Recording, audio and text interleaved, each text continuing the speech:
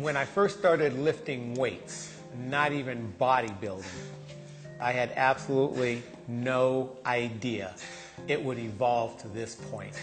I have been lifting weights for a total of 34 years. I started when I was 21 years old. I'm now 55. And I've been competitive since 1984. My inspiration for starting bodybuilding actually came from, believe it or not, my father. I was a very skinny, emaciated, Ethiopian ghetto stepchild looking kind of kid. I graduated at 5'11" high school, weighing all of 132 pounds, skin and bones. I started lifting weights about a year into joining the military because I wanted forearm development and upper arm development like my dad. When I went back home, I wanted to be able to show my dad that I could build a body. And then when I did a bodybuilding contest, and I got second, and I had to win. So I went back a year later and I won. Then, like any athlete, I had to win again. My daughters support me.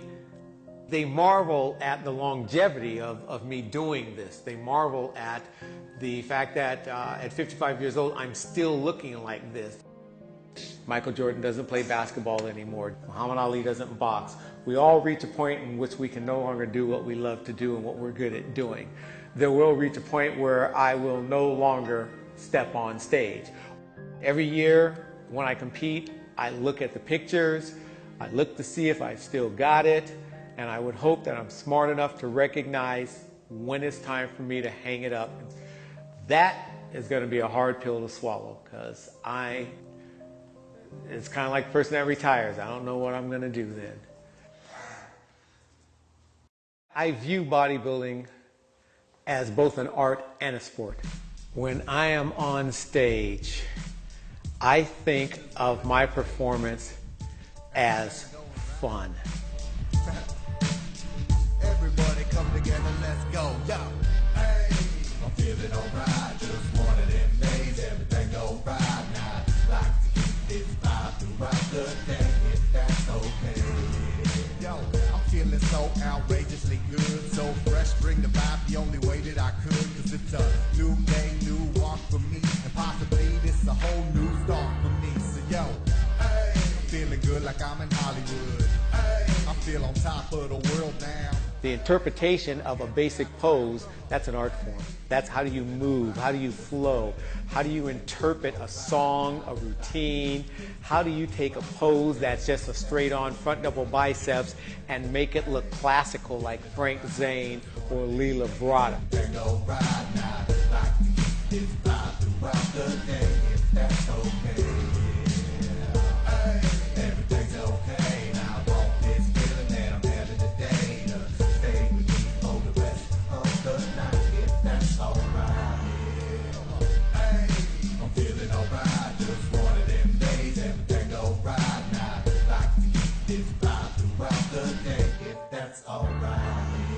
I mean, the competition is a kick too. Yes, I want to win. I plan on winning. I hope to win.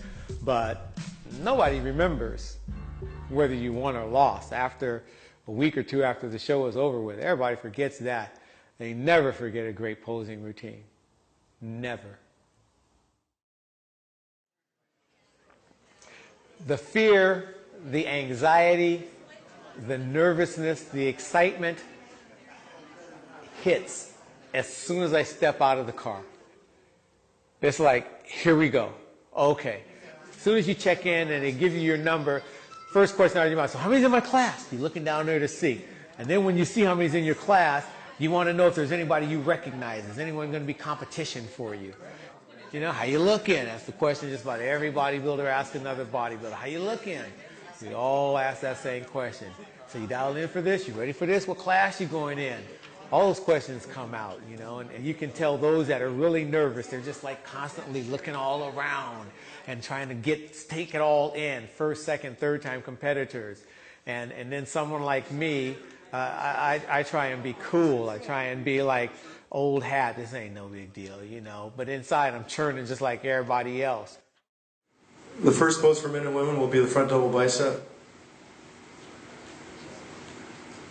Does she look good? Yeah, she looks good. For off season, she looks great.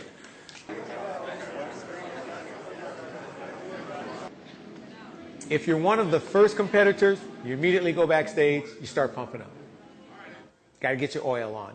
I'm lucky. Being black, I don't have to worry about stripping down until the last possible moment. So I get to have a great pump up backstage because I'm warm, I sweat, I get all this extra water out of me, and I strip down. I'm nice and lean and dry and hard, vascular, veiny. I put my oil on, I walk out on stage. Every contest, I wonder if I'm doing the right thing by getting up there. Every contest, I fear that I'm going to get up there and embarrass myself. But I use that fear to push me, to drive me, to get me to do more than what I believe my competition would do. So fear is a great, for lack of a better word, motivator for me. It really does push me. I don't want to embarrass myself. And when I'm afraid that I'm going to embarrass myself, I work harder. When I'm afraid that I'm not going to look that good, I work harder. That's what I do. Insecurities, they're always there. They're always going to be there. I still get nervous. I still get anxious. It may not look like that, but inside I'm churning butterflies just like anybody else. Just as much as the first-time competitor, and I've done probably 150 shows, and I still get nervous. As I line up, you're trying to figure out who's got it. As soon as you walk off stage, first thing you want to do, you want to find a friend. You want to find somebody you know. How'd I look? What do you think? And what do you think is simply, how did I place? We all want to know that. Once you get past that, the contest is over after prejudging. I'm not worried about the night show. To me, there's no pressure at nighttime because the contest has already been judged. So once I've been judged, I'm good to go.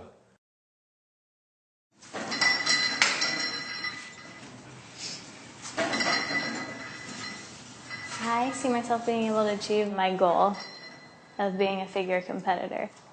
I'm going to have to be very disciplined, and that's the one aspect that I struggle most with. It can be challenging at times. There you go. The wisdom that I pass on to the next generation is the mental discipline that's required to be a competitor. My personal training philosophy, do your best every single day. Live the life that you're supposed to live. It's not so much the training, the cardio, the nutrition, as it is understanding that this is a mental discipline that most people cannot and will not endure. If an individual comes to me and makes a statement, I need you to motivate me to get in shape, I know I'm not going to have that client very long. That person will eventually take themselves out of the program. To me, it's not a motivation factor, it's a commitment factor. Who's committed? Who's really serious about this? Anyone can train. Everyone can walk into a gym and do something. It takes the right mindset to be a competitor. I did a contest, the Oregon Bodybuilding Championships in '84, and I got 11th place, middle of the road, out of 22 competitors. I absolutely, positively sucked. I looked horrible. Didn't know anything about dieting, didn't know anything about nutrition. A friend of mine, back then, came up to me after the show, and he said, "You have potential, but you need help." And I said, "You going to help me?" He goes, "Well, that's not the kind of help I'm talking about. You need a little bit of enhancement." And I said, "What are you talking about?" Because I really hadn't been exposed to anabolic steroids. He says, "Well, we got to get you on something that's going to help you grow a lot faster." And that's when I said, are you talking like steroids? Because I was kind of afraid of them back then. And he said, "Yeah." And I said, "No, man, I don't want to do that stuff, man. That'd mess you up. I've heard too many bad things." He goes, "Dave, it's not that bad. It won't mess you up, but it'll help you." And I was like, I don't know, man. I'm not really feeling anabolic steroids. And he said 3 words. "You want to win. And those 3 words, you want to win? That was all it took. Whenever I talk to someone on anabolic steroids, I always say those 3 words. I know what was said to you. You want to win? And that will be enough to convince you. I can give you every medical, every scientific, every emotional, every factual reason in the world to not do anabolic steroids. But if you want to win that bad and you are willing to do whatever it takes at all costs, you will go on anabolic steroids. No one will be able to talk you out of them. And how long will you stay on? Until you decide to come off. It's that simple. I was on for 2.5 years. During that period of time, I lost my wife. I lost my kids. I lost my business. I lost my home. I lost my car. Attributed to anabolic steroids? I'm not going to go so far as to say that was the reason, but I will say I took house payment money and bought drugs. I took money that I was supposed to buy groceries for my children and bought drugs. If I've learned nothing else about anabolic steroids, you don't control anabolic steroids. They control you. It's just like crack. It's just like heroin, coke, or any other recreational drug out there. You think you're in charge? Those drugs got you. They got you locked up, steroids included.